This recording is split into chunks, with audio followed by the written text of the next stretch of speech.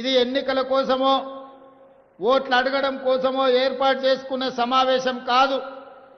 ఈరోజు ఇక్కడ ఈ సమావేశం ఒక గూడెంలో పేద ఆడబిడ్డలు గత 10 సంవత్సరాల నుంచి కండ్లు కాయలు కాసేగా ఎదురు చూసి డబుల్ బెడ్రూమ్ ఇల్లు వస్తదేమో ఆత్మ గౌరవంతో తమ బంధువుల ముందు గ్రామంలో ఇతరుల ముందు బ్రతకొచ్చు అని ఆశించారు. కానీ 10 సంవత్సరాలు వాళ్ళ ఆశలు అడి ఆశలై ఇక రాదేమో, మా జీవితాలు ఇంతే, మా జీవితంలో వెలుగు లేదు, మా సొంత ఇంటి కల నెరవేరే అవకాశం లేదు అని గుడిసెలో జీవించే పరిస్థితి. అందుకే ఆలోచన చేసినాం. ఇవాళ మిమ్మల్ని అందరినీ ఆలోచన చేయమని నేను అడుగుతున్నా. ఆనాడు పేదవాళ్లను, పేదవాడి ఆత్మ గౌరవాన్ని నిలబెట్టాలని శ్రీమతి ఇందిరాగాంధీ గారు రోటీ కప్డా ఔర్ మఖాన్ అని ఒక స్లోగన్ తీసుకొని పేదలకు పట్టెడు అన్నం పెట్టాలి, వాళ్లకు సొంత ఇల్లు ఉండాలి అని చెప్పి ఆనాడు శ్రీమతి ఇందిరాగాంధీ గారు కార్యక్రమాన్ని తీసుకున్నారు. వాళ్లకు పేదలకు ఆనాడు కట్టుకోవడానికి బట్టలు లేకపోతే వాళ్లకు సొంతంగా రాష్ట్ర ప్రభుత్వం నుంచి బట్టలు అందించాలి అని ఆనాడు శ్రీమతి ఇందిరాగాంధీ గారు నిర్ణయం తీసుకున్నారు. కాలక్రమేణా ప్రజలలో చైతన్యం వచ్చింది. ఆర్థిక పరిస్థితులు మెరుగుపడ్డా పేదలకు మాత్రం సొంత ఇంటి కల నెరవేరలేదు.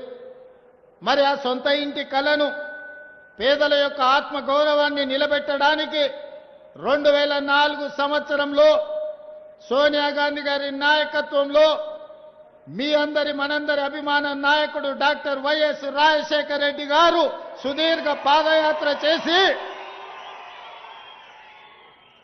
తండాలలో, గూడాలలో, మారుమూల పల్లెల్లో పేదలను కలిసి పేదల సమస్యలు తెలుసుకొని ఆ సమస్యల్లో భాగంగా సొంత ఇంటి కళ ఒక బలమైన ఆకాంక్ష అని వారు గుర్తించారు.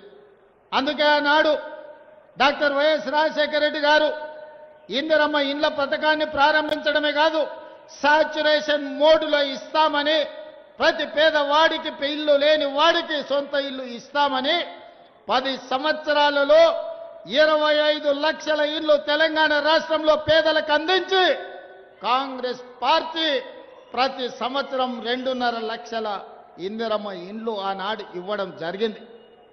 నేను ఇవాళ అడుగుతున్న మిత్రులారా, 2023లో జరిగిన ఎన్నికల సందర్భంగా ఆనాటి ముఖ్యమంత్రికి సవాలు విసిరిన, పదే పదే విమర్శిస్తుంటే కాంగ్రెస్ పార్టీ ఏమీ చెయ్యదు అని మన మీద అబాండాలు వేస్తుంటే నేను ఒక సవాలు విసిరిన ఈ ఖమ్మం గడ్డ మీద నుంచి ఆనాడు, ఇందిరమ్మ ఇండ్లు ఉన్న గ్రామంలో మేము ఓట్లు అడుగుతాం, డబుల్ బెడ్రూమ్ ఇండ్లు ఉన్న గ్రామాలలో మీరు ఓట్లు అడగాలి, ఒకవేళ ఏ నియోజకవర్గంలో అయినా మీకు డిపాజిట్లు వస్తే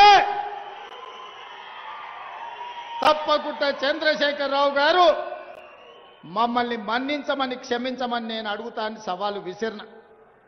నేను ఇవాళ ఈ వేదిక మీద నుంచి ఒక మాట చెప్పదలుచుకున్నా.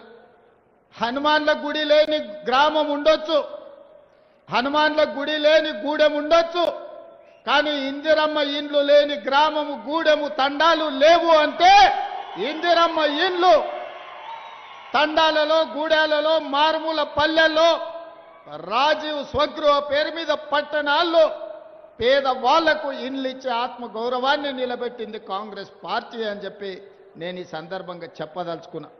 అందుకే ఆనాడే నిర్ణయించుకున్నా, ఏది ఏమైనా అక్కడి సూర్యుడు ఇక్కడ మొలిసినా, ఎవరు అడ్డం పడ్డా, ఎవరు అడ్డుకున్నా ప్రతి పేదవాడికి ఇందిరమ్మ ఇల్లు ఇవ్వాలి, ఆ ఇల్లు కట్టుకోవడానికి 5 లక్షల రూపాయలు ఇవ్వాలని ఆయన నిర్ణయం తీసుకున్నా. Subscribe us and press the bell icon for more interesting updates.